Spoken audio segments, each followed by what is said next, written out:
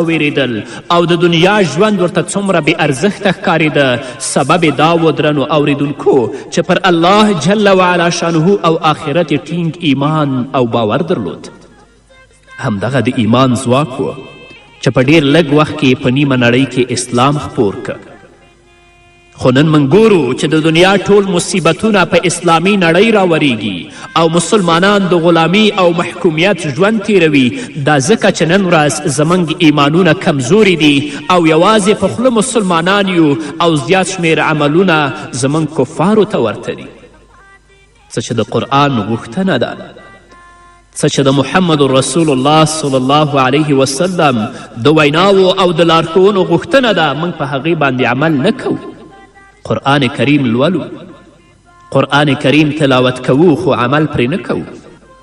صحابه و کرامو رضی الله عنهم به په کفارو شرطونه ایښودل، د کفارو نه به جزیې اخیستلې، خو نن کفار په مسلمانانو باندې شرطونه ږدي. ځکه چې موږ د الله رب العزت ویره له خپلو زړونو څخه ایستلې ده او موږ ته د یهودو او نصاراو عملونه ښه ښکاریږي. د صحابه و کرامو او د محمد رسول الله صلی الله علیه وسلم نقش قدم مو پریښی، بلکې د اسلامیت او د انسانیت د دښمنانو په نقش قدم باندې روان یاست. نو ځکه کفار په موږ شرطونه ږدي. صحابه و کرامو ته به چې حکومت وسپارل شو، هغوی به د خلکو خدمت کوه او حتی خپله تنخواه به هم په فقیرانو او مسکینانو باندې ویشله. نن تاسې وګورئ چې لږ غوندې اختیار هم موږ ته راکړی شي، هغه ټول په خپله ګټه استعمالوو.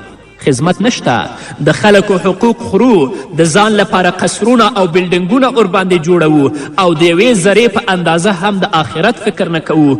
داسې فکر کوو چې موږ هیڅکله هم نه مرو او تل به ژوندي یو او یا هم به په آخرت او قیامت باندې هیڅ ایمان نه لرو. داسې کړنې ترسره کوو.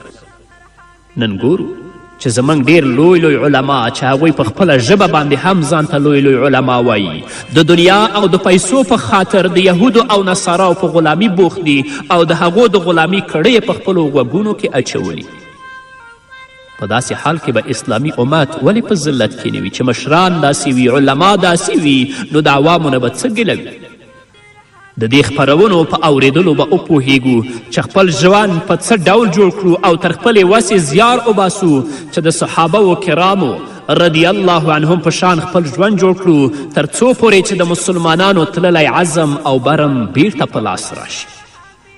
دا په هغه صورت کې چې د آخرت ویره زموږ او ستاسو په زړونو کې پرته وي. خپل ژوند الله رب العزت د کلام په رڼا کې او د محمد رسول الله صلی الله علیه وسلم د احادیث